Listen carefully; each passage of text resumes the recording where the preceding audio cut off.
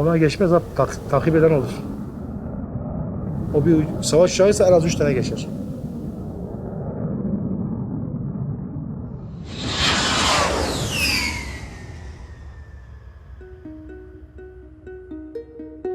Bu maçı alacağız. Bugün sezonun belki de seyirci açısından en görkemli maçını oynayacaksınız. Çünkü şu anda gittiğinizde göreceksiniz. Orada sizi bekleyen birçok insanın hangi duyguyla, hangi amaçla size yaklaştığını göreceksiniz. Son maçı da aynı istek, arzu ve heyecanla oynamanızı istiyorum. Gerçekten çok yorucu bir sezon oldu. Tokat'la beraberdik, Gümüşhane'de beraberdik, Sivas'ta beraberdik. İnan yıllardır bu ülkeyi yönetenlerin toplumları bir araya getirme, yan yana getirme konusundaki beceriksizliğini siz burada onu giderdiniz. İnsanları yan yana getirdiniz. Ya hani Türkiye'likten bahsediliyor ya, bu Türkiye'lik burada arkadaşlar. Bana göre bu sezonun en büyük kazananı da budur. Çünkü ayrışmanın, çatışmanın ve gerçekten toplumların birbirinden koptuğu bir anda siz bunu başardınız. Aynı duyguyu oluşturup bir güç olarak kendinizi ortaya koydunuz. Birileri ne kadar engellerse engellesin ama o konuda mücadele veren, o konuda direnenler bir şekilde kazanıyor. Evet arkadaşlar, bugün kendinize yakışanı yapacaksınız. Ve şu maçı alıp, şu soyunma odasına galip gireceğiz ve burayı bayram yerine çevireceğiz. Bu maçı anlarsan dönüyorsunuz! Gözleri musunuz? Gözleri musunuz? Haydi beyler, hadi! Hadi beyler, bizden başka dostumuz yok, hadi!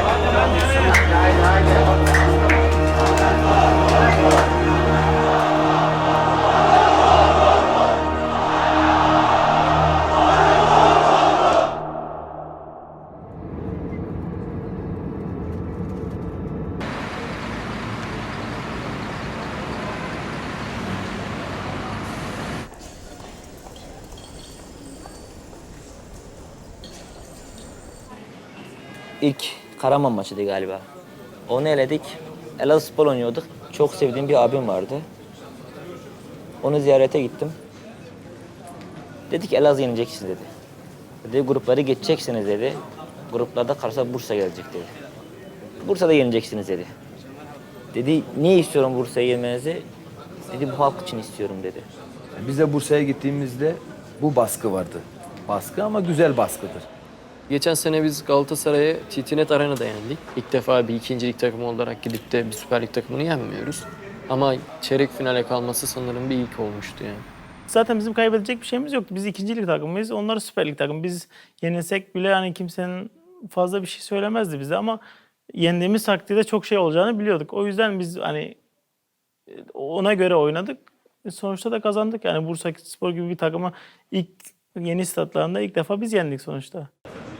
Beşiktaş Torku Konyaspor'la Ahmet Sportif de ki kupanın tek Süper Lig temsilcisi olmayan takımı, sürpriz takımı Fenerbahçe ile eşleşti. Moralinizi bozmayın yani. Yenilmeyecek dünyada takım yoktur abi. Nasıl yapacağız? Kendinize güvenin yeter. Nasıl oynayalım abi? Baksana bize hepsi bak 1.30 boyunda bak. Sence nasıl taktikle yenebiliriz onları? Tahmini yani. Nasıl yeneceksiniz biliyor musun? Oynayalım hava. Maç başlayacak, hepiniz soyunma odasına. Başka bir şey olmaz. Sahaya çıkmayalım mı diyorsun? Yarın baştan sonra görüşeceğiz seninle. Fenerbahçelisin. Sana skor vereyim mi skor? Ben mi? Beşiktaşlıyım ben ya. Ne Fenerli? Bak sen Fenerlisin abi. Allah korusun ben Fenerbahçeli. Bizi burada Bizim sülalede bir tane Fenerli göremezsin. Dayak yersin vallahi içine girersen. bir şey diyeceğim. Hükmen 3-0 mağlup ettin bizi burada. Nasıl Fener yenilsin de. Fener mi? Niye korkuyorsun abi?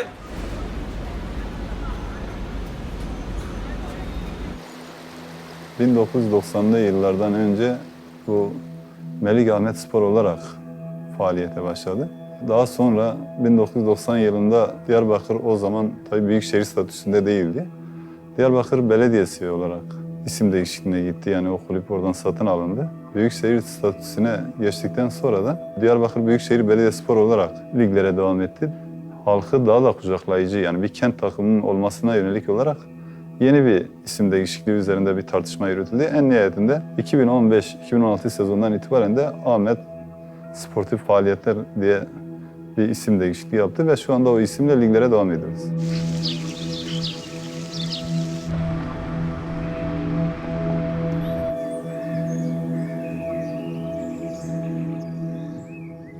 Ahmetspor'un sezon başında adının Ahmetspor olarak değişim talep etmesinden sonra bu olaylar veya yaptırımlar gelişmeye başladı Ahmetspor Kulübü üzerinde. Sezon başında baktığımızda zaten en başta Ahmetspor ismini tescillememişlerdi. Geçen yıl yeşil, kırmızı, sarı olan rengimizi Ahmetspor adını tescillemek istememizle beraber önümüze 2 şık bırakıldı. Ya Ahmetspor'u tercih edersiniz ya rengi tercih edersiniz. Biz de yönetici arkadaşlarımızla oturduk. Bu süreci daha bir sıkıntısız aşma adına rengimizi yeşil, kırmızı, beyaz, ismimizi Ahmet Sportif Faaliyetler Kulübü olarak tescil ettirdik. Hadi Ferdi. Sen düşündün. Sok kapılara Ferdi hadi. Kamil! Hakan! Sen açtı verirsen. Kırmızı kart verirsen. Tamam, uçak ver.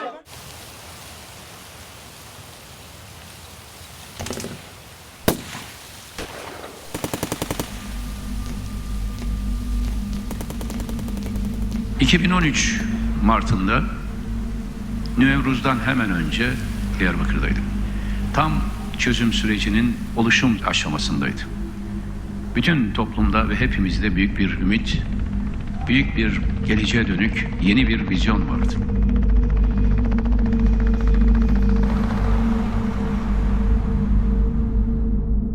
Çözüm süreciyle bütün tıkanıklıkları aşmaya, bütün yolları, bütün engelleri aşarak bir birlik yoluna çıkmaya çalışırken onlar parçalamaya çalıştılar.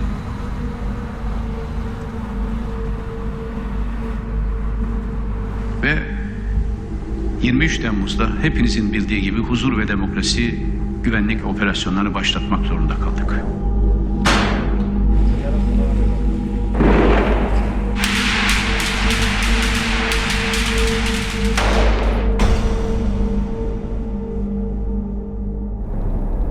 Gümüşhane, Doğu Karadeniz'in hemen hemen en milliyetçi şehri diyebiliriz. Hani ikinci maçımız Gümüşhane'liydi.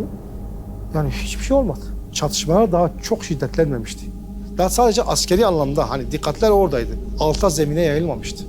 Çözüm süreci tam bittikten sonra, savaş en üst seviyeye çıktıktan sonra siyasilerin söylemleri sertleştikçe doğal olarak halkın da bakış açısı çok farklı oldu.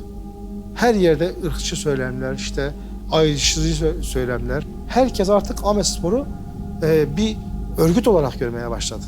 İnanılmaz rahattık. Deplasmanlarda hiç problem olmuyordu. Zaten bir çözüm süreci vardı.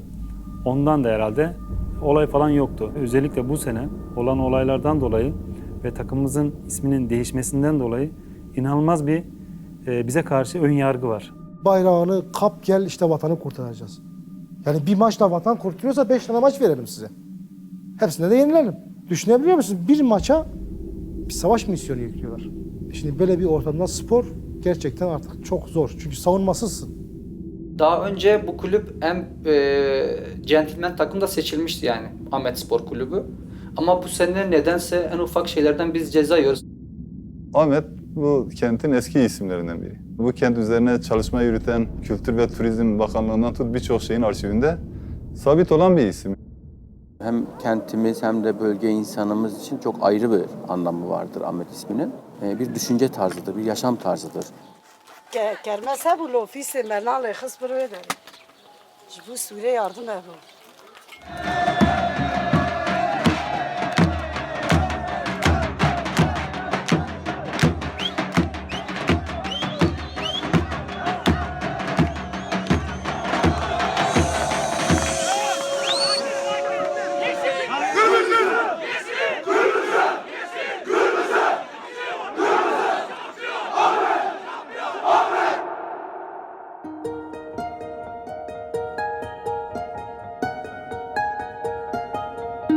12 hafta üst üste deplasmana seyircisi oynama yasakları Başakşehir'le beraber başladı. Türkiye Kupası'nda ikimiz de gruptan çıkmayı garantilemişiz ama birincilik mücadelesi gösteriyoruz. İkinci olursak Bursa'ya deplasmana gideceğiz. Epey de bir seyircimiz vardı orada. Çocuklar ölmesin, maça gelsin sloganı da aslında oradan çıktı. Ve o günden bugüne bizim seyirci yasaklarımız başladı. 5. dakikada 1-0 öne geçtik. İkinci yarının başla beraber 2-0 yaptık bunu. 90+5'te bir karambolde kalemizde ikinci golü gördük. Mesela milli takım forması giymiş. Yıllarca Fenerbahçe'de oynamış. Semih 3 lig aşağıda bir takımdan oynuyor ve beraberlik golünü yakalıyor. Dünya Kupası'nı alacak gibi seviniyorlar ve asker selamı çakıyorlar. Kulüp müdürümüz lakabı Çiçek Osman. Her maçtan önce gider rakip takıma. İşte taraftarlarımız olsun 2 takım el ele. Onlara bile dedik bundan sonra dedik ne 2 takım el ele ne çiçeği dedik yani bu saatten sonra. Madem biz bunu maruz kalıyoruz. 100'den fazla taraftar gözaltına alıyor. Hepsi sanki çok büyük eylemler yapmışlar. Hepsi tersten kelepçe işte sıraya dizmişler ip gibi. Biz tam çıkış yapacağız. Tek sıra halinde böyle yaklaşık 40-50 kişiyi bizim yanımızdan geçirdiler. Çıkmadık oradan. Takımı da çıkarmadık. Hani dedik ki bu çocukları buradan bırakmayana kadar biz takımı çıkarmayız. Bu takım burada kalır. Yarım saat, 1 saat içerisinde bu çocukların bırakacağını hani bizi ikna edip o şekilde biz takımı çıkardık. Bir de giderken de mesela halen ara sokaklarda çocukların peşinde polisler. Birini yakalamışlar 3-4 kişi. İşte coplarla üstüne düşüp gözaltına almaya çalışıyorlar. 28 kişi tutuklama istemiyle savcılığa sevk edildi. Adli kontrol şartıyla serbest bıraktı. Ve o günden bugüne bizim seyirci yasaklarımız başladı. Mesela Bursa maçı seyircisiz oynamasında işte oradan başladı. Diyarbakır'a gelen taraftarların patlayan bombalara rağmen buraya gelen takımı ve taraftarlarının can güvenliği sağlıyorsa, gittiğimiz deplasmanlara sağlayamıyorsak burada biraz soru işareti var. Biraz daha düşünmemiz gerekir. Eğer dışlanıyorsak yani çıkıp söylesinler biz sizi istemiyoruz.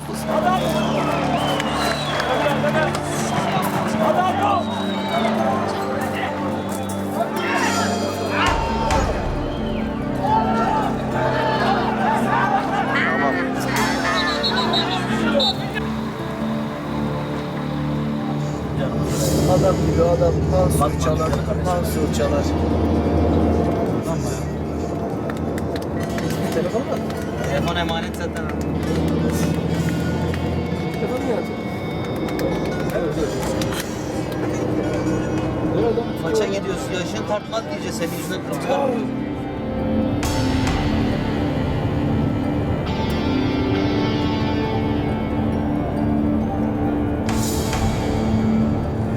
Kazamız mübarek olsun beyler. Allah razı olsun.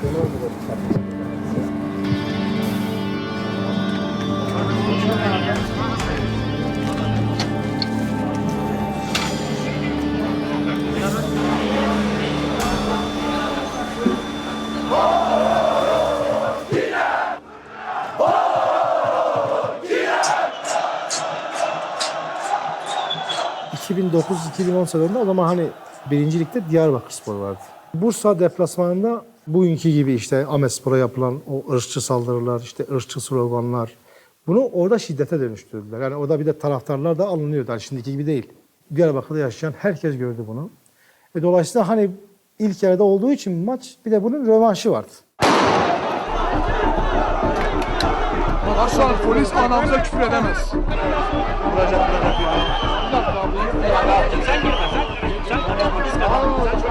Sen gir içeri. Sen gir. Basın mensup arkadaşlar lütfen.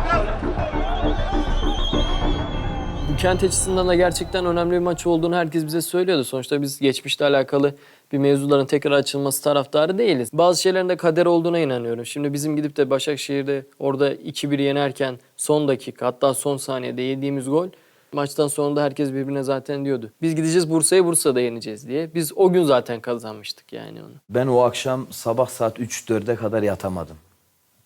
Bir bu tarafa döndüm, bir öbür tarafa döndüm. Biz bu maçı almamız lazım. Nasıl olacak? Otelden sahaya gidene kadar yani 100 metre bir tane polis yani giderken gerçi orada bir şey yaşamadık Allah var. Hani o konuda herkes bazen hani korku vardı insan içinde ama sadece taraftarlar biraz hani ırkçılık nezdinde bir şeyler hani sırf Diyarbakır aralarında bir husumet olduğu için biraz şey yaptılar ama Ahmetspor gelmiş en az bir 10 tane atıp öyle gönderecekler biz yani. Onların beklentisi o. Maç başladıktan 10 dakika sonra kendi kendime dedim ki biz dedim bu maçı kazanacağız dedim. Maç 0-0'da. Çünkü biz çok iyi kapattık alanları. Ercan kalabalık geldi Ahmet Sportif. Şehmuz yaptı ortasını. Yerden vuruş ve gol.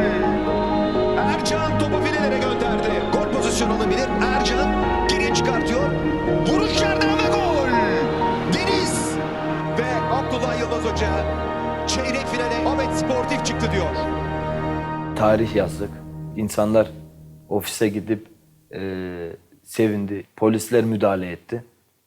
Ama o zor dönemde bizim insanları o maçla az buçuk da olsa sevindirebildiysek gerçekten bizim için gurur verici bir şeydi. Biz maçtan sonra soyunma odasına geldiğimizde biz telefonlarımıza baktığımız zaman çok büyük bir iş yaptığımızın farkına vardık. Çünkü her yerden bizi arayanlar oldu, tebrik edenler oldu. Rakip takım oyuncularını tebrik ediyorum ama bazılarını etmiyorum çünkü maalesef provokatif davranıyorlar. Yani onlara da söylemem gereken çok şey olduğunu düşünüyorum ama söylemeyeceğim. Demek ki ezmek istiyorlardı ki bizi. Bunu kendilerine malzeme çıkartıyormuş gibi oldu. Ben Hamza Hoca'nın da o tarz bir söylemesini çok doğru bulmuyorum açıkçası. Sonuçta gidip de maç sonunda bu tarz demeçler verilmesini hoş bulmuyorum. Biz bile vermiş olsa kesinlikle bunu hoş bulmuyorum yani. Ben Mersin'de şampiyon olduktan sonra Hamza Hoca aramıştı beni Akhisarspor için. Özellikle istemişti beni. Ben de gittim işte inşallah burayı şampiyon yaparız dedi. Hep beraber burada kalırız dedi. Sonra şampiyon olduktan sonra gene orada da hani olmadı. Sözünü tutmadı. Sonra işte Galatasaray'a gitti. Galatasaray'da çalışırken biz kupada eşleştik işte. Orada Galatasaray'ı yendik. Sonra işte bu son Bursa maçında da gene Hamza Hoca'ydı. O yüzden işte dedim ya hiç şansı tutmuyor bana karşı.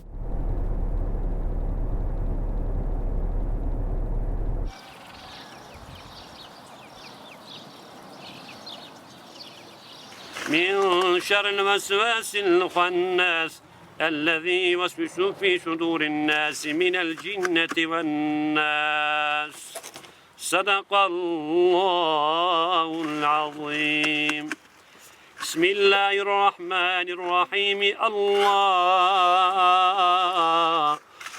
ربنا يا ربنا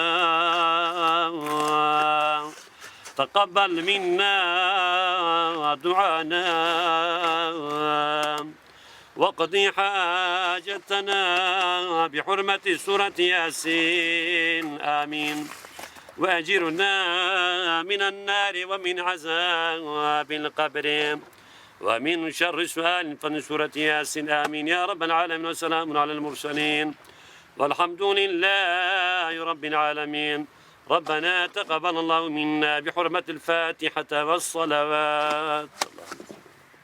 Cizre'ye de gitmiştim kaç ay önce. Sur'da da ailelerden tanıştım. Bu maçı bu savaş döneminde hayatını kaybeden ailelere, halka armağan etmiştim. Çünkü ben o ailelerden tanıştım. Hale barış diyorlar, barış istiyoruz. Bu savaş dursun diyorlar.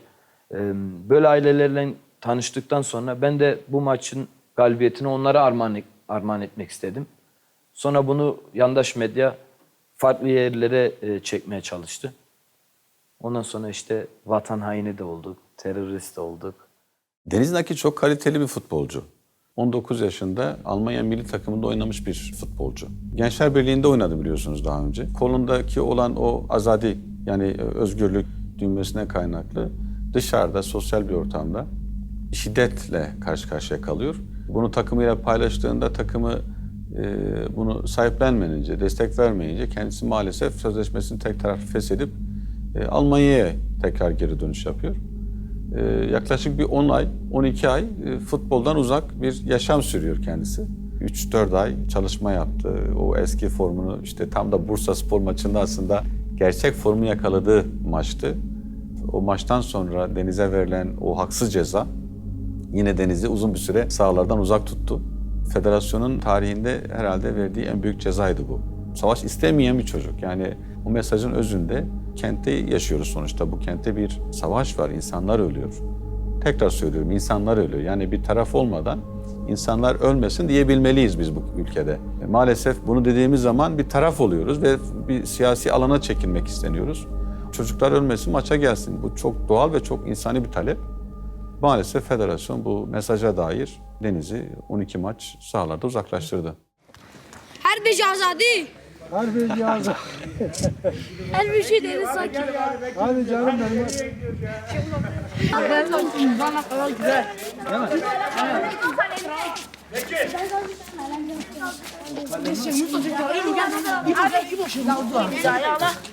Deniz abi ben bu sefer beyaz formayla geldim ha. Deniz abi ben daha yapmam sana.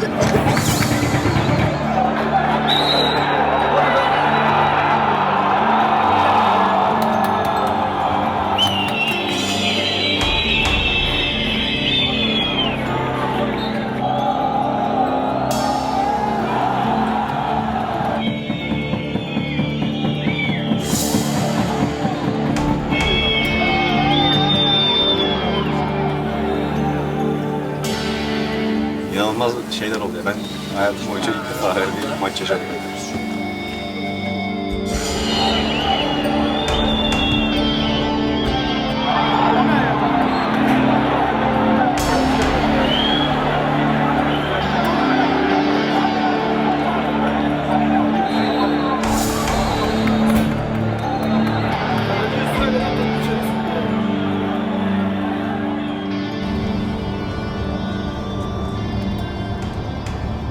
Bayağı bir değişiklik var bu sene. Rahat rahat çıkamıyoruz. Her zaman gittiğimiz yerlere gidemiyoruz. Gitsek bile acaba bir sorusu var. Acaba bomba patlayacak mı? Bir yerden bir şey olacak mı? Bir olay çıkacak mı diye bir kafamızda her zaman bir soru işareti var. Ailemle birlikte buradayım. Evet. 2 tane çocuğum. Hatta çocuğumun ilkinin şeyi Urfa'ydı. İkincisi de Diyarbakır oldu ama kütükte tabii Düzce yazıyor. Ya çocuklarım tabii dışarı çıkartırken biraz daha tedirgin çıkartıyorsun. Ama sonuçta al işte geçen sene de geldiğimde burada mesela Kobani olayları oldu. Bu sene işte bu Sur meselesi olsun, Bağlar meselesi olsun. Annemiz babamız olsun, kayınvalidem, kayınpederim olsun. Tedirginler. Bir şekilde onlara kendime şey yapıyorum.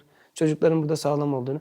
Çünkü ya ne bileyim hani 4 sene Urfa'dan sonra 2 sene buradan sonra Doğu insanının biraz daha böyle misafirperver olduğunu şey yapıyorum ama dışarıda farklı yansıtıyorlar bize.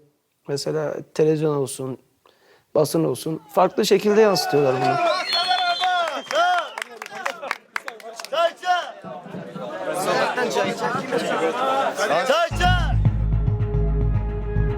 Bursa maçından sonra bir oyuncumuzun sanal ortamda yazdığı bir mesaj, birçok diğer vatandaşın, taraftarımızın da kendi sayfalarında yazdığı mesajdan dolayı polisin kulübümüzü basması ciddi bir rahatsızlık yarattı. Özellikle terörden, TEM'den gelen bir gruptu bu. Bir tweetin ya da mesajın hangi bilgisayarda çıktığını öğrenmek istiyorsanız yeni teknolojik sistemler çok gelişmiş. IP sistemiyle siz hangi bilgisayarda bu mesajın atıldığını çıkarabilirsiniz. Ya da önceden gelseler de haber vermiş olsalardı biz kendilerine yardımcı olurduk. Bütün hard disklerimizi verebilirdik.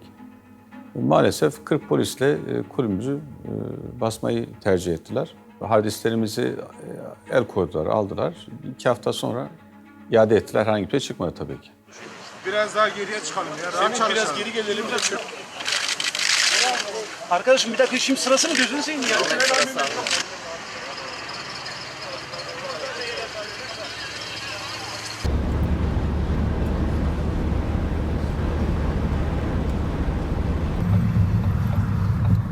Türkiye'nin 3 büyük takımdan biri sana gelecek ve sen bunu seyirciden mahrum oynatacaksın. Uzun bir süre maç öncesi sahaya çıkmamakla ilgili tartışma yürüttü kendi içimizde yönetimde. Maçın başlamasına yarım saat kala biz bunun kararını verdik. Savaşı istememek bir insani hak olduğunu düşünüyoruz biz. Sonuçta o çocukların ölmesin, maça gelsine ceza vermek hani bazen insanı düşündürüyor. Acaba buna ceza verenler çocuklar ölsün mü demek istiyor? O gün, o pankarta çıktığımız gün Bağlar'da olan bir olaydan bir çocuk öldü. Eğer o gün o seyirci yasağı gelmemiş olsaydı o çocuk belki de o maça gelip en azından şimdi hayattaydı. Hazırlıklar tamam dedi. Mücadeleye Fenerbahçe başladı. Ahmet Sporlu futbolcular da seyircisiz oynama cezasına bir tepki olarak kısa bir süre hareketsiz kaldılar. Fenerbahçeli futbolcular da eylemlerinin bitmesini beklediler.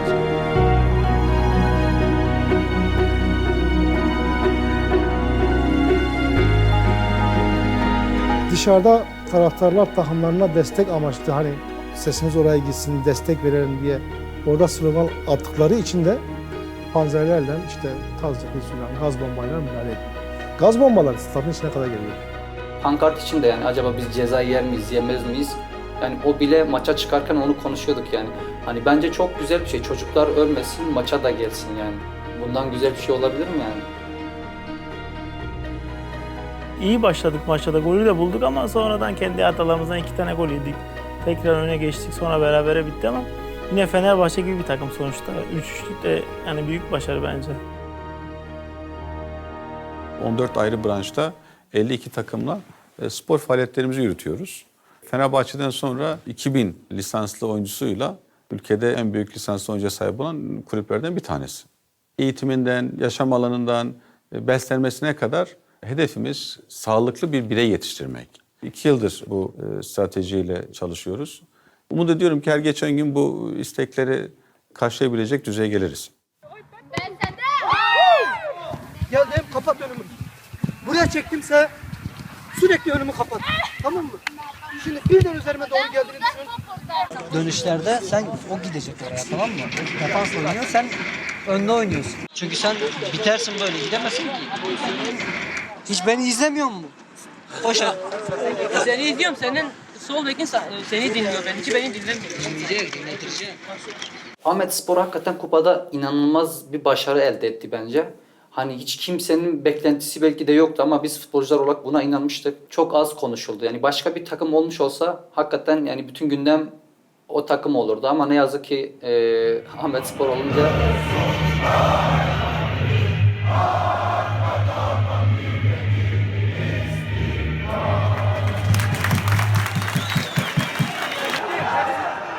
Tarsus'a gittiğimizde Türk bayrakları, mehter maçları defalarca çalınıyor.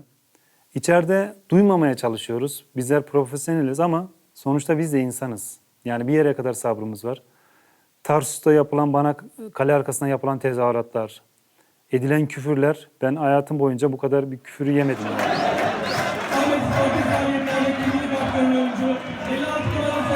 Skorboard'a bakayım dedim kaçıncı dakikadır.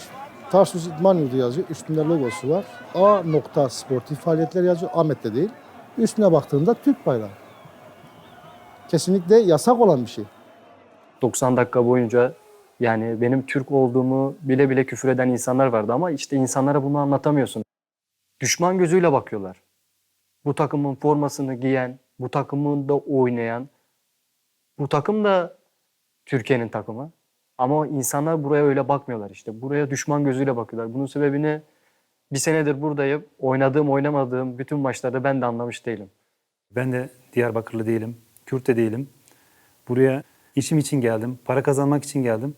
Kendi ailemizden bile işte artık yeter, bırak gel dediklerini falan bile biliyorum. Sonuçta bu benim işim. Ben burada gerçekten çok mutluyum. İşimi çok severek yapıyorum. Keşke burada olmasaydım, keşke bu sene anlaşmasaydım dediğim olmadı.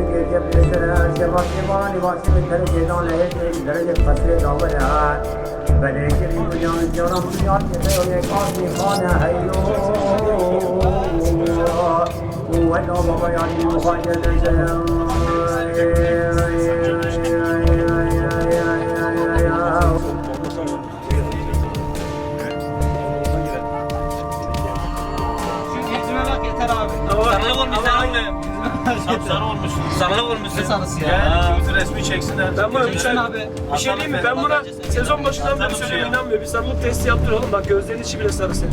Ya ne sarısı ya sen? İnanmıyor ha. Adam orijinal Kürt sarışın işte ya. Bravo Sıdık.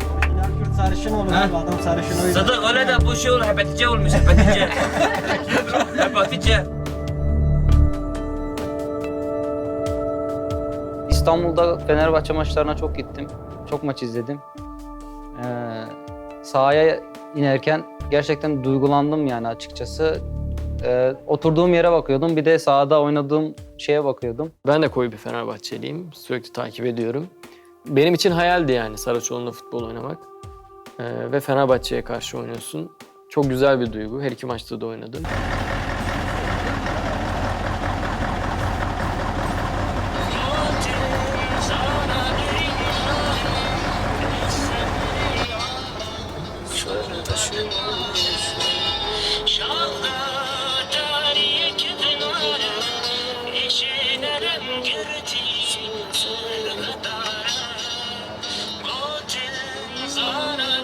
Harbi hocam.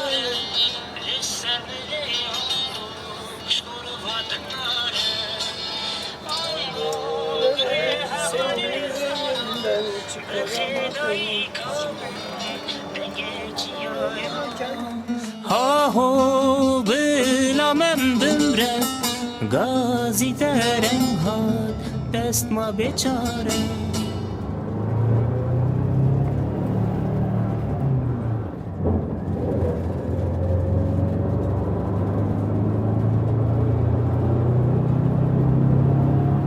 O dönem Mardin siyasi yönden biraz sıkıntılıydı. Köyler boşaltılıyordu, yakılıyordu işte.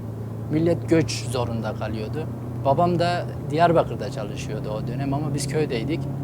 Köye sıçrama durumu vardı, hatta biraz sıkıntı da oldu bizim köyde.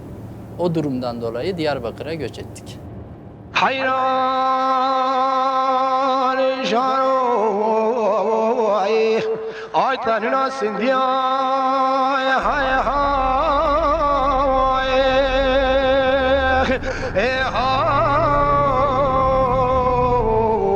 hay vay berkeviya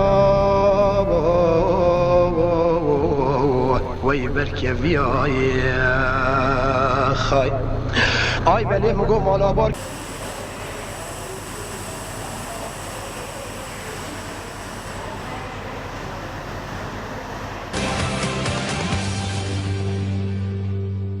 Mutlu akşamlar, Türkiye'nin kupasına hoş geldiniz. Büyük heyecan yaşanıyor. Zira Türkiye Kupası'nda Fenerbahçe Ahmet Sportif faaliyetleri 3-3'ün rövanşında 3-1'lik skorla mağlup ederek adını yarı finale yazdırdı.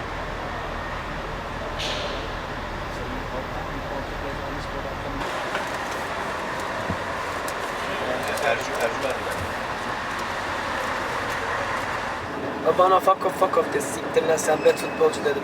Ben diyor Fener'de oynuyorum, sen nerede oynuyorsun? Siktir lan dedim, 11 oynayamıyor sen. Türkçe bilmiyor, ben Fener diyor, sen nerede diyor. İyi bastım ben seni. Bet futbolcu dedim sen. Ayı dedim, ayı. Maçtan sonra Ertuğrul'un yanına gittim. Formasını falan istemiştim. Birisine söz verdim. Diğerinde de sizin yedek kaleci Serkan istedi dedi. Dedim vallahi dedim kardeşim ben anlamam. İlk maçta Fabiano'dan istedim. Şimdi senden istiyorum. İçeride bekliyorum. Kabul etmiyorum öyle bir şey. Ben de hasta Fenerbahçeliyim falan. Görüştük böyle, ben gittim. Ertuğrul da bir tane forma gönderdi. O maçta giymiş olduğu formayı. Ben de CS olsun diye ilk maçta almıştım ben Fabiano'dan. Serkan'a verdim formayı. İşte döndük maçtan sonra. Arkadaşım WhatsApp'tan bana bir fotoğraf attı. Ertuğrul'la bir karemiz var. Konuşuyoruz. Arkasından ben giderken Ertuğrul ellerini falan açmış. Altına da şey yazmışlar. Ahmetspor kalecisi Levent Taşkın işte Ertuğrul'dan forma istedi. Ertuğrul da ona işte sen git ilk önce İstiklal Marşı'nı oku. Ondan sonra gel. Hadi kolay gelsin falan gibisine böyle bir yazı yazmışlar. Bütün sosyal medyada dönüyor. Dedi arkadaşım dedi bu nedir, böyle bir şey var mı? Dedim yok öyle bir şey yani. İnsan ister istemez sen altında kalıyor. Yani öbür taraftan Fener tarafından bana küfür ediliyor. Bu taraftan Ertuğrul'a yükleniliyor. Ortada hiçbir şey yok ama. Öyle bir konuşma falan yok.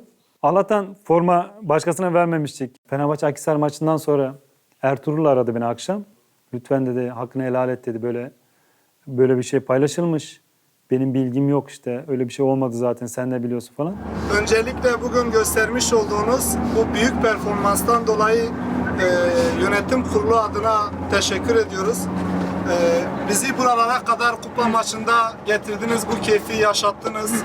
Ayaklarınıza, yüreğinize, emeğinize sağlık diyoruz. Biliyorsunuz bugünkü maçtan sonra artık kupa maçına veda ettik. Önümüzde artık liglerde çok önemli müsabakalarımız var. Bugünkü sergilemiş olduğunuz bu büyük performansın devam edeceğine eminiz. Size güveniyoruz. Tekrar teşekkür ediyoruz. Sağ olun, var olun diyoruz.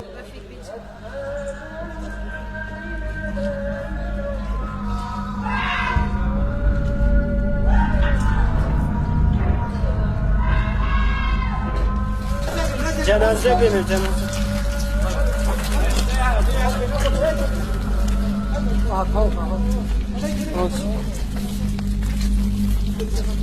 Tamam.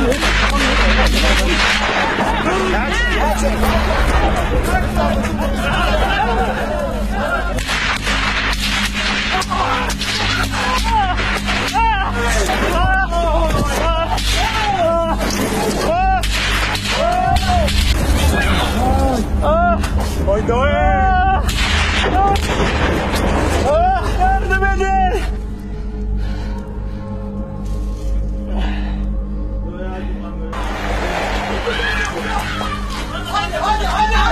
Saadet! Abi nereye? Abi nereye? Abi nereye?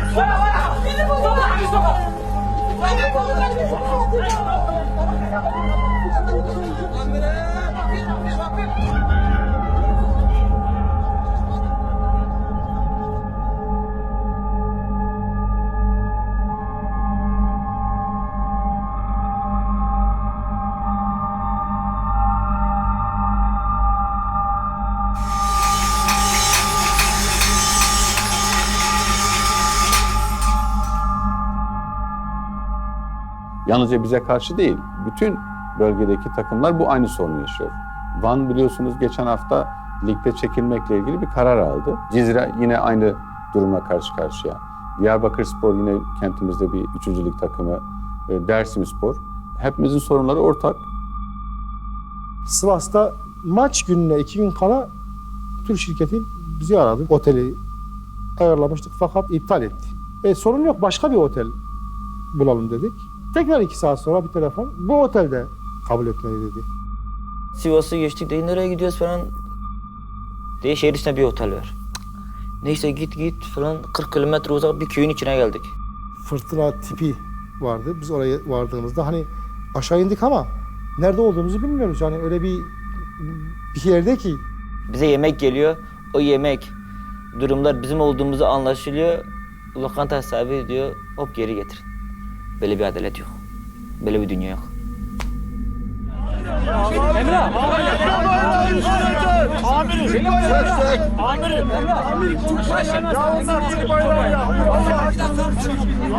Tuttuğu takıma bir saniye bile tezahürat yapmadı. Klasik şeyler işte PKK dışarı. İşte Apo'nun pişleri, vatan sana canı feda, mehter marşları. Yani bir de ses sistemini de özel olarak bizim için ayarlıyorlar mı ne yani? Çok yüksek veriyorlar. Özellikle de. Oradan, sike sike inecek! Oradan, sike sike inecek!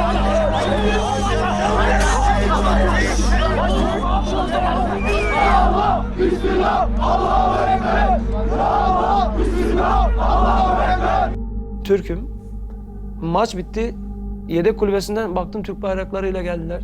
Hocalarını yakaladım. Dedim ki sen dedim hoca olsan yapmasına izin vermezdin. Neden? Ya niye gözümüzü? Biz de Türk'üz ya. Neyin hesabını yapıyorsun yani? Bu kadar dışlanmanın anlamı yok. Diğer maçlarda da bunları yapıyorsansa eyvallah. Ama maç biter bitmez Türk bayrağını getir orta saha açıp da bizim önümüzde. Bu yakışmıyor yani. Sebep ne yani? Bence Türkiye'nin büyük bir ayıbı yani. Ve bunun için de hiçbir şey söylenmedi yani. Türkiye üstümüze oynuyor ya. Türkiye üstümüze oynuyor. Biz bunu anlamıyoruz yani. Ha nedir? Kimse eyvallahımız yok bizim. Hiç kimse eyvallahımız yok. Geçenki maç inanan bağırıyorduk hani şey yapıyorduk. Hiç kimsede o hırs yok. Bir maçla bitti sanki gibi oluyor. Şimdi bağıracağım soyunma odasına. Burası sinema değil.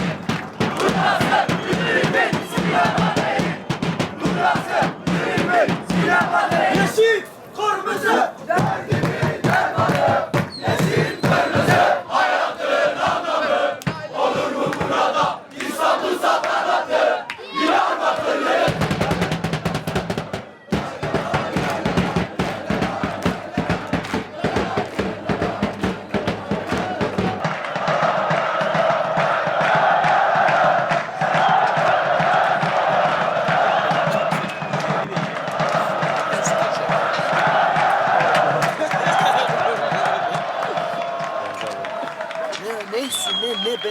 Cascusol, Cascusol. Cascusol, Cascusol. Cascusol, Cascusol.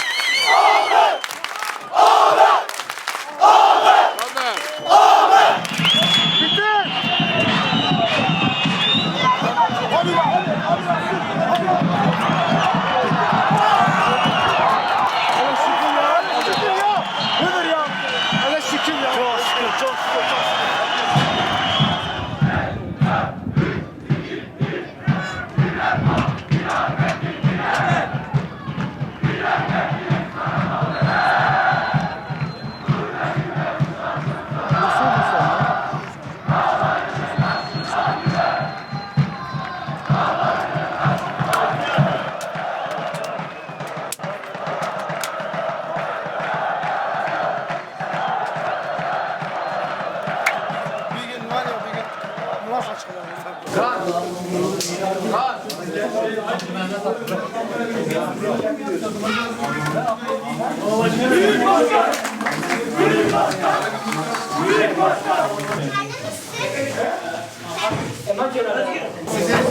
Her şeyden önce teşekkür ederim. Gerçekten ayağınıza yüreğinize sağlık. Şundan emin olun. Ben hala bizim yukarı tırmanacağımıza inanıyorum. İnşallah Bugün tekrar hani ligin başında ortaya koyduğunuz ruhu tekrar ortaya koydunuz. Biz çok zor durumdayken küme düşme potasına bir ara girdik. Ben sakattım, Şemuz sakattı, Yusuf sakattı, Deniz cezalıydı. O dönem gerçeği benim için de zor dönemdi. Çünkü takımı ister istemez bir şekilde yalnız bıraktım. Takım olarak da o Bursa maçından sonra zaten gerçekten kötü bir dönem yaşadık. O maç galip gelemedik. 3 günde bir maç yapıyorduk. Kupa ve lig maçları dahi. Ve ligde bazı maçlarımız erteleniyordu. Onu da hafta içine aktarıyorlardı. Yani 2,5-3 ay böyle 3 günde bir maç yaptık. Hep aynı kişiler oynadığı için bu sefer oynayamadık. Hani ne antrenman yapabiliyor, sadece maçtan maça oynayabiliyorduk. O da çok yoruyordu. Diyarbakır'da yaşanan olaylar, milletin bize deplasmanda gösterdiği tepki, yani biz de biraz psikolojik olarak etkilendik. Yani bu da maçlara yansıdı. Yani çok büyük paralar harcamadık biz. Kadromuz çok geniş değil. Bizde sakatlık ya da cezalı oyuncu olduğu zaman takım etkileniyor. Seyircisiz oynamalar, bu da bize puan kaybı yani. İç sahada seyircisiz oynuyorsun, dezavantaj yani. Bunlar etkiledi. Sonra takım düzeldi, yorgunluk bitti mesela. Olaylar biraz daha hafifledi ve kaç haftadır da üst üste yenilmiyoruz yani. İkinci sarıdan yedim kırmızıyı. Abi ben sana anlatayım mı? Şimdi Hakem baktı, yenemiyoruz. evet, takım çok kilitli olmuştu bizim. Evet. Yani atak yapamıyorduk, gol atamıyorduk. Sonra Apu baktı, olacak gibi değil. Durduramıyoruz. Durdu kendini. Dedi 10 kişiyle de biz bu maçı kazanırız. Bensiz daha iyi olur.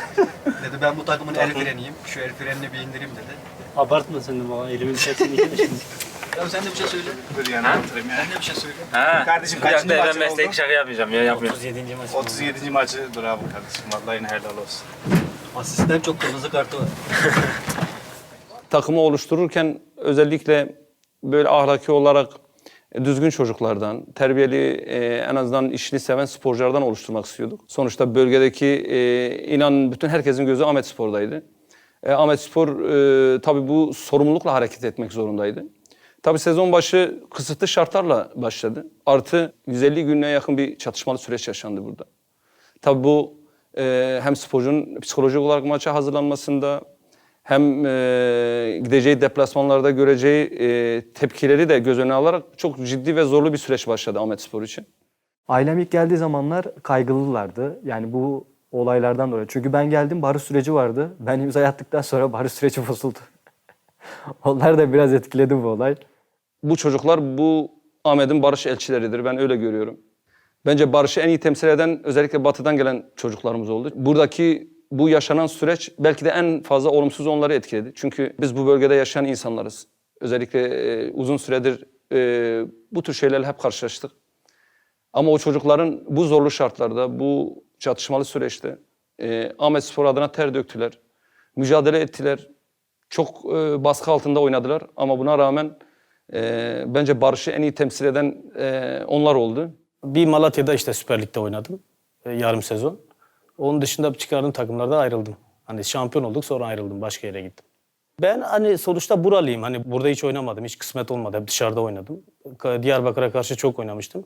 Ama hani insanın içinde bir şey kalıyor. Hani illa hani kendi memleketinde oynamak tabii ki istiyor. Ben de istiyordum. Şıkımız böyle 12 sene önce Maddi Spor'da oynadım. Ama sen şimdi abartıyorsun.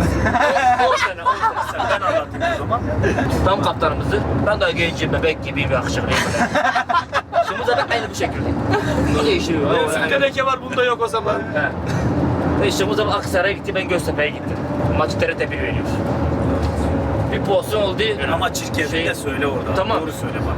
Kafaya Niyetimi kalktı. söyle, onun için Tamam. değil. Kafaya kalktı.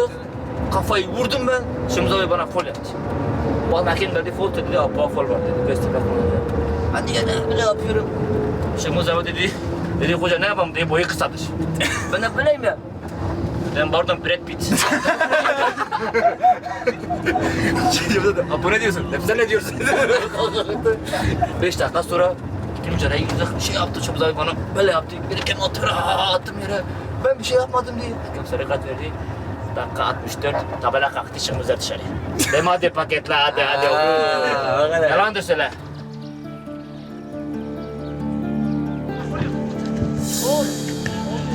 Geldi. Bak yavaş.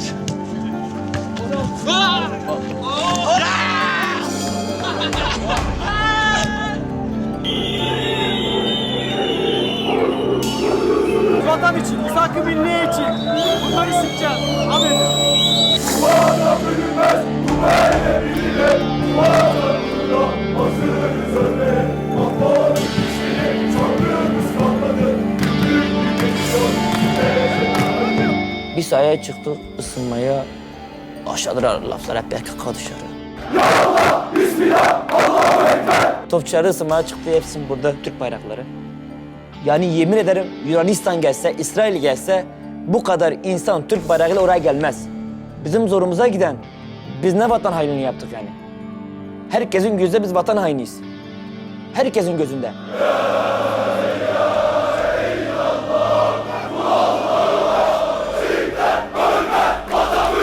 Seronomide işte futbolcu ve elimi tutmadı zaten.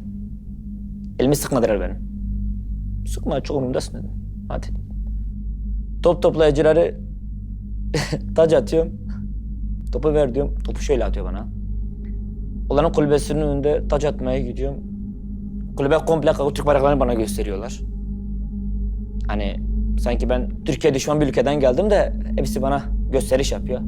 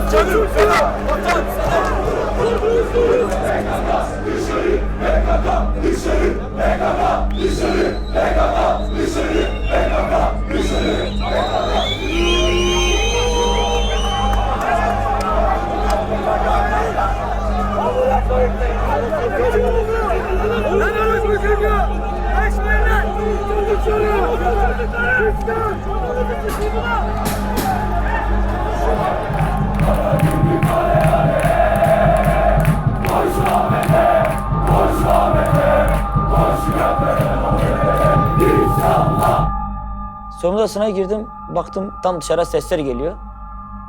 Tam çıkacağım bizim Ercan dedi, Apo abi dedi, sen çıkma dedi Apo abi. Nedir dedim, 5-6 tane topçusu gelmiş, onların taraftarları, amigoları falan gelmiş. İşte Apo'yu verin bize, siz gidin. Biz de karışmayacağız, tek Apo'yu verin bize. Niye ki? Ben şunları takıyorum diye. Ne yani? Takmayayım yani. Önce seyircinin bize doğru koştuğunu zannediyordum. Yani bize saldırma niyeti olduğunu düşünmüştüm. Çemberin etrafındaki polis arkadaşlara söyledim işte orada biri düştü ben doktorum müdahaleye gideyim diye. O şahsın yere düşmesinden ta müdahaleye anına kadar benim tek kafamda olan bir şey vardı. Bir an önce onu hayata döndürmek. Biz kişiyi insan olarak görüyoruz. Diğer insanlardan da beklediğimiz de bu.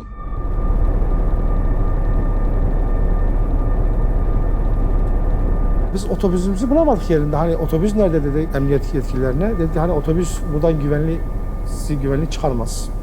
Biz sizi ring arabalarıyla götüreceğiz. Hani onların çevik kuvvet arabaları. Spor, özellikle futbol birleştiricidir. Tüm görüşlerin, tüm kesimlerin bir araya gelip beraber gidip seyrettikleri bir alandır. Eğer siz bu alanda bir kopukluk yaşarsanız, kardeşleri birbirinden ayırırsanız, siyaseti o alana bulaştırırsanız bir daha Türkiye'deki bu barışı getiremezsiniz. Türkiye'de eğer futbolda da barış inşa edilemezse, futbolda da eğer savaş dili, böylesi ayrılıkçı, böylesi linç girişimleri olursa dönüşü olmayan bir yola gireceğiz. Türkiye bize borçlu. Gerçekten Türkiye bize borçlu. Ahmetspor'a Türkiye borçlu. 17 deplasmana gittik.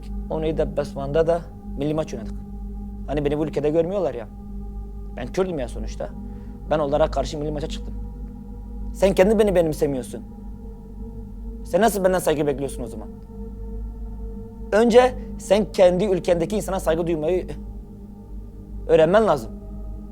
Sen bunu yapmıyorsun. Biz kimsenin ölmesini istemiyoruz ki. Biz her zaman diyoruz barış, barış, barış. Yani bunu söylediğimiz için nedir yani biz haksız mıyız? Suçlu muyuz?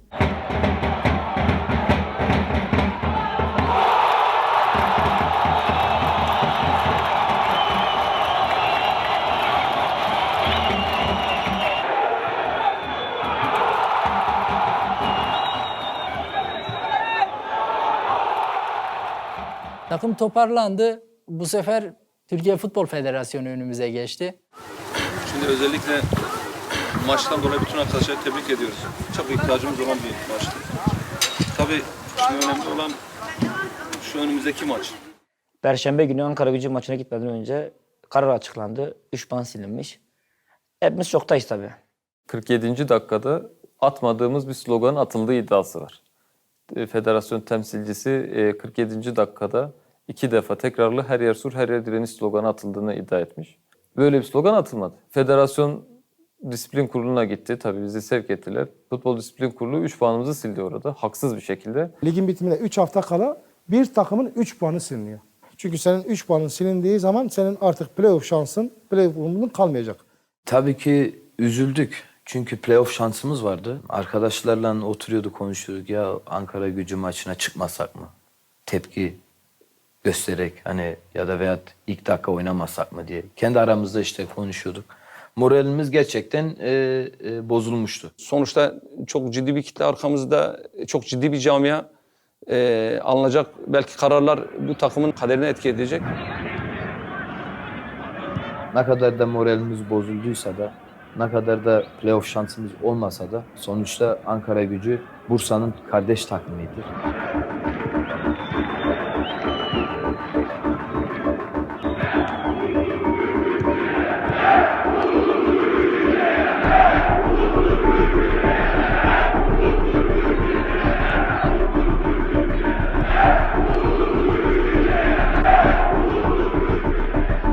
Çıktık maça ilk 15-20 dakika takım durgundu. Goldeydik. İkinci yarıya başlarken dakika 48 falandı. Taraftara sayatladı.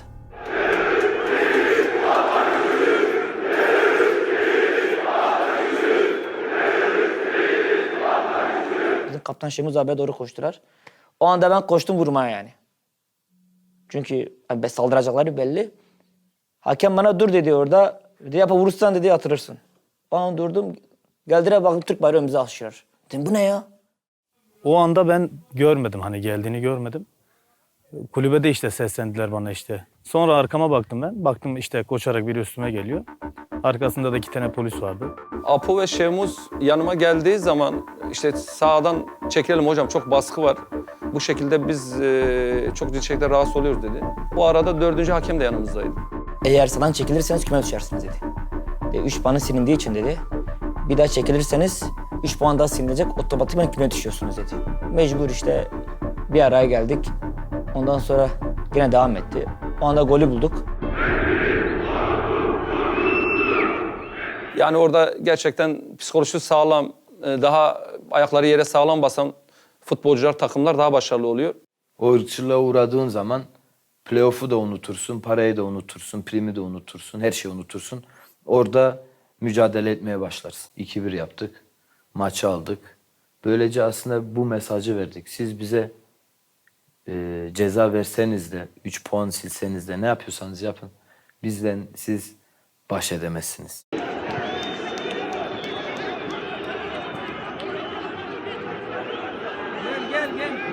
Gel abi gel. Haydi gel. Haydi gel.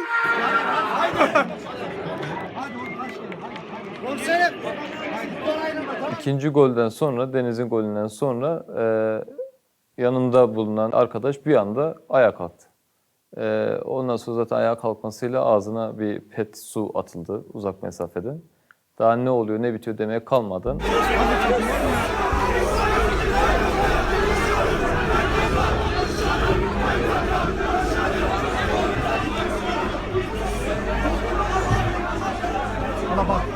ceketime, kravatıma, akreditasyon kartıma yapıştı. Aşağı çekmeye çalışıyor. Arkadan zaten sırtıma, başıma falan vurmaya başladı. Artık en son beni aşağı çekip kafa üstü boynumu kıracaklarını anlayınca kendimi biraz uzatmaya çalıştım. Hani düşersem ellerimin üzerine düşeyim diye. Düşme anını hatırlıyorum. Hala kendimdeydim. Aklıma gelen ilk şey kendimi korumak oldu.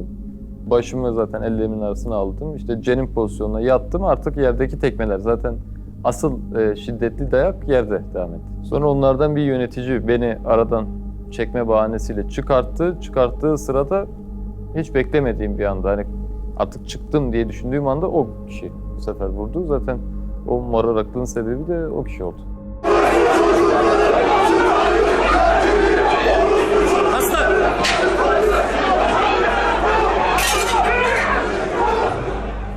İçişleri Bakanı Efkan Ala olayları tasvip etmeklerini söylüyor. Geçmiş olsun dileklerini sunuyor. Bu olayın takipçisi olacağız diyor ve 6 saat sonra gözaltına alınan 6 kişi serbest bırakılıyor. Türkiye'nin mevcut konjonktürdeki halini de ortaya koyuyor. Bugün baktığımızda Türkiye'nin her alanında, yaşamımızın her alanında maalesef özellikle Kürtlere karşı bir linç girişimi var gibi görünüyor. Bunu normal sosyal alanımızda da yaşamımızda da görüyoruz. Bu Ankara Gücü'ndeki olayın da bunun bir yansıması olarak görüyorum ben.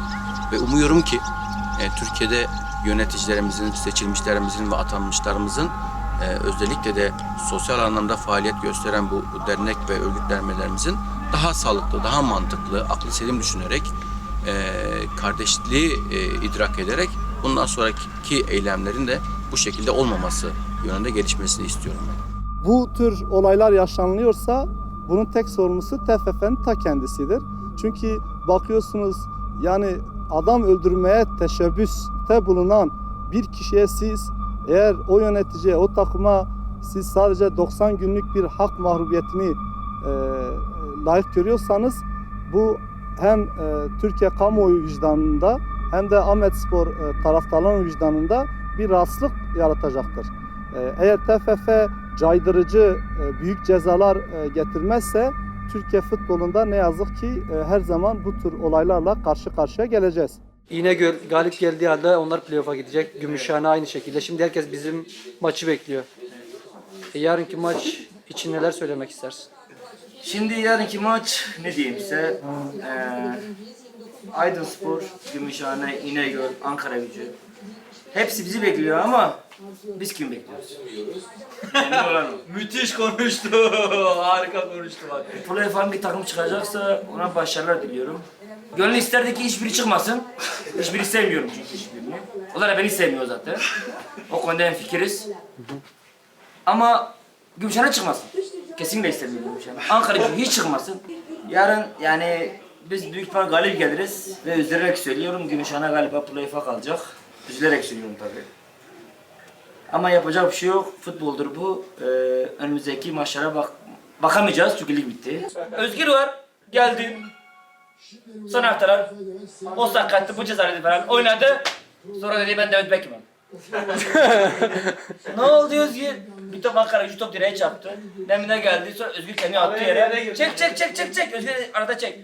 Ertesi gün ben 40 maç oynamışım. Ben 2 tane fotoğrafım var. Özgür'ün 102 tane fotoğrafı var.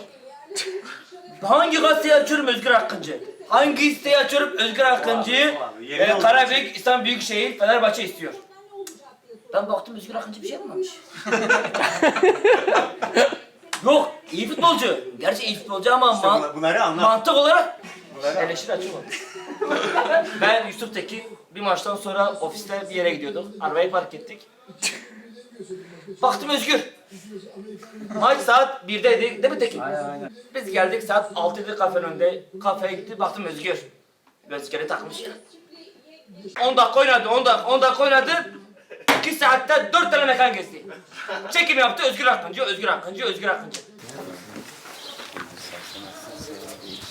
Yarın maçta olamayacağız dedim. Bugün gidelim en azından hepinizi görelim. Sahada şu yeşil alana güzel bir fotoğraf çekecek. Yarın İstanbul'da olacağız. Geçerken gelen varmış galiba değil mi? Var dolu olacak. Ama yolunuzu hiç beğenmedim. Gerçekten. Yok çok kötü. Her gelen onu söylüyor. Başkan fırça atıyor. Yolu nasıldır? Başkan Belediyede tanıdığınız var. Olay var ama şu anda işe yaramadı. Bence Gülten Başkanı bir Olay arabalarımız döküldü ya başkan ya. Bütün ekibe candan teşekkür ederiz. Gerçekten çok güzel, çok anlamlı bir sezon oldu bizim için. Zorluklarımız oldu. Hak etmediğiniz söylemler oldu sizlere. Bu anlamda sizler de bunu çok centilmen bir şekilde mücadele sahada verdiniz. Bizim işimiz yeni başlıyor. Bu bir veda değil, bu bir başlangıçtır. Çok açık ve net söylüyorum. Tekrar ben şahsım ve ekibim adına sizlere sonsuz teşekkür ederim.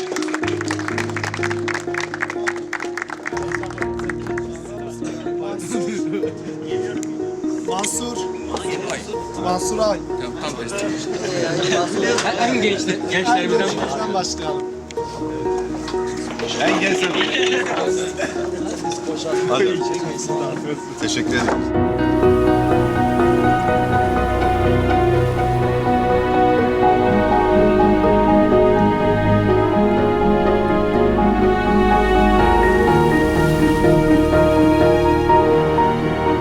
Bu takım bak o kadar onurlu bir takım ki o 3 puanı silinmesine rağmen gidip işte playoff şansı olan belki bir üst lige çıkma şansı olan Ankara Gücü'nü mağlup edip geldiniz arkadaşlar. Yani biz bu anlamda gerçekten böyle onurlu, böyle gerçekten kişilikli bir takımla mücadele ettiğimiz için çok mutluyuz. Bakın arkadaşlar rakip kim olursa olsun büyük bir özveriyle oynadınız bu maçları. Bu son maç bu özveriyi tamamlayacağınız bir maçtır. Futbolda her türlü skor var. Çıkarız, oynarız, elimizden geleni yaparız. Ama şunu bilin, bugün de vicdana rahat olacaksınız. Çıkıp oynayacağız. Sahada kazanmak için gerekli her şeyi yapacağız. 3 neticeli oyundur arkadaşlar. Beraber de kalırız, yeniliriz de yeneriz. Ama vicdanen sahadan çıkıp daha vicdanen daha çıkacağız arkadaşlar. Gerçekten çok iyi futbol oynuyorsunuz. Çok iyi mücadele ediyorsunuz. Bugün de sadece bunu gösterin arkadaşlar. Yani o takım ne yapacak? Playoff'a mı kalacak? Şunu mu yapacak? Biz hiç ilgilendirmiyoruz. Biz sadece 3 puanımızı alacağız. Federasyondan çıkacak kararı bekleyeceğiz arkadaşlar. Biz diğer maçların skorları da bizi ilgilendirmiyoruz. Biz sadece bugün kazanmak için ne gerekiyorsa onu yapalım. Nasıl? Ya sen ne yapıyorsun? İyi, çok şükür. Çok şükür. Nezih nerede Nezih? Nezih burada, kaptanımız burada. Oo Nezih kaptanı. Yine kaptan mı çıkıyor? Hep senin karşında kaptan çıkıyor. Maçta yeniliyorsun. Yeniliyor muyum? Ha doğru yendik. Bize de yenildik. Özür dilerim. Bu dövmelerle beni aynı anda çıkarttı.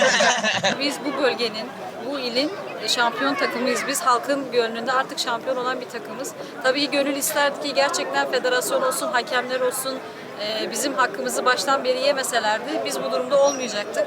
Ne averaja ne de böyle puanların şeyine kalmayacaktık. Şimdiye kadar yapılan haksızlıklar sonucu biz bu duruma düşürdüler.